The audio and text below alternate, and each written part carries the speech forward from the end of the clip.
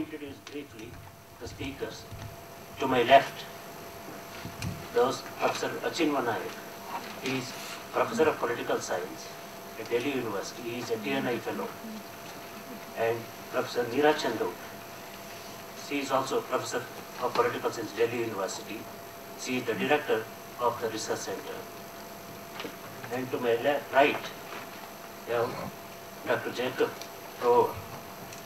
He is postdoctoral fellow at Ghent University of Research Foundation, Flanders. And Professor Balagangadhar, who is the director of the Center for Comparative Science of Cultures, Ghent University, Belgium. So now I give the platform to Professor Achinwa. Communal conflict in religiously plural societies takes varying forms, from referring to different levels of intercommunity tensions and strife to the extreme of communal violence expressed in riots and pogroms. The connections between such violence, in quotes, logic of one leading or not leading, either communal or secular state, not leading or leading to the other. Indeed, communal violence is invariably organized, not spontaneous, and contextually and geographically specific and must be understood in all its specificities. So the legally secular state of India, with equal citizenship rights for all regardless of religious affiliation, has witnessed a rising trend of serious communal violence over the decades. The secular state of the US has not suffered from communal violence. Of course, internally it's violent in so many ways. The communal non-secular state of Israel, excluding the occupied territories, does not suffer from communal violence between Jews and the 20% or plus so-called Israeli Arabs, who are, of course, denied equal citizenship rights in law and practice. The last communal riots in the Islamic State of Malaysia were in 1965, but no one should draw the lesson that the non-secular and therefore the non-democratic character of the states of Israel and Malaysia is something to be admired or endorsed. If you take India itself, you will find that with regard to communal tensions and violence, it is regionally variable and differs from region to region. Take Gujarat 2002 program. Everybody can, of course, condemn and should condemn the BJP RSS Sangh combine for what it is. But is one going to argue that, the deeper problem is that the Indian state is secular, and therefore this has promoted the reaction of Hindu fundamentalism and Hindu communalism. And therefore deep down there is a connection between the secular state of India and what happened in 2002, which is a real stretch in my view, but let's leave that aside. Therefore, the very title given to this debate and the polarizing of argumentative positions it demands is unfortunate and unhelpful and detracts from the need to understand the complex and subtle ways in which secularism, secularization, and state secularity connect to issues of communalism, let alone communal violence. So let us try and grapple with these key terms precisely in order to clarify the relations between religion, secularism, secularization, and communalism. Secularism, as the ism should have warned us, in fact, if you look at it etymologically, the first term that emerges in history is secular. The second term that emerges is secularization.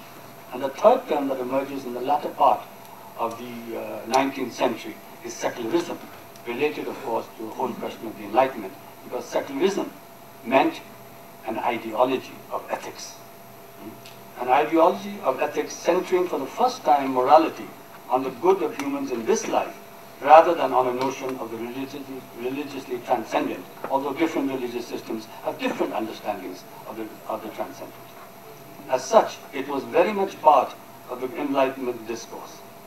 Secularism's separation of morality and religion has its obvious corollary in the call for a substantial separation of religion from political life, in particular from the state, where the latter demand, that is to say separation of religion from the state, was stricter and stronger than the call for separating religious injunction and influence from all politics.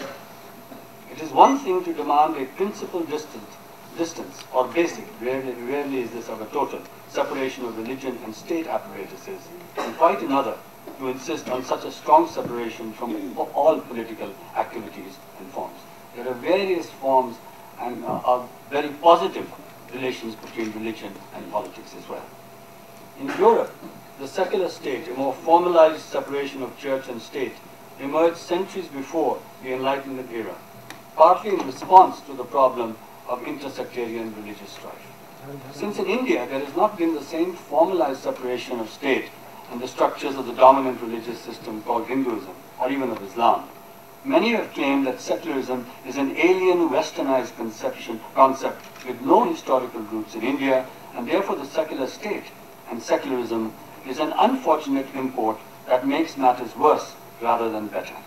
India, therefore, has its own historically rooted and better resources by which to tackle the problem of interreligious tensions and conflict. Such an understanding ignores the strong connection between secularism as ideology of ethics and modern democratic principles, values, institutions forged in the Enlightenment and post-Enlightenment era and also imported into and not indigenous to India. Is it at all surprising then that among those who attack secularism, secularization and the secular state, there will be those, not everybody, but there will be those who will of necessity attack the Enlightenment and modernity in the name of a religiously suffused Indian traditionalism. Frontal attacks on modern democratic forms are generally less prevalent. While there are even claims that it is this enduring religious permeation of Indian society from time immemorial to today that provides the indispensable foundation for the existence of a deep sense of toleration that itself constitutes a considerably superior basis than modern secularism for creating and sustaining religious communal harmony. India, if you like, has always been, in quotes, civilizationally tolerant, and in the cases of some people, and thus secular. Of course, this understanding is deeply flawed because it does not recognize the great differences between pre-modern and modern concepts of tolerance, justice, pluralism, and of acceptable forms of social harmony, and even of notions of the good life, and of the immense superiority of modern versions of these values, practices, and ideals. Both the evils and the virtues of modernity, evils and virtues, are of a much higher order than those of the past.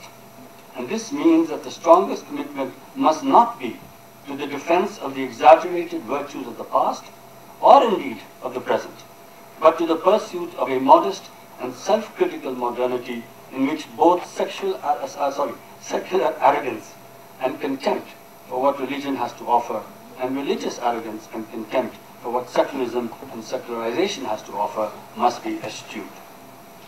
Failure to recognize the profound difference between past and present leads to a gross exaggeration of traditional Indian capacities to deal with contemporary communalism and to reinforce the Hindutva view that there is a unique and enduring tolerance of Hinduism, and therefore that what is being currently witnessed is a reawakening of Hindus rather than a rise of Hindu communalism. Or, alternatively, for those wishing to take a distance from Hindutva, communalism is a reaction to a Western-inspired imposition of secularism and the secular state.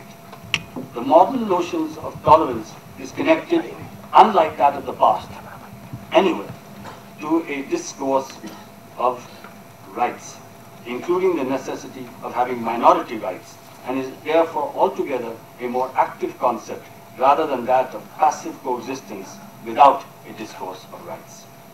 A modern concept, if you like, has tolerance arising from secularism, not secularism arising from tolerance.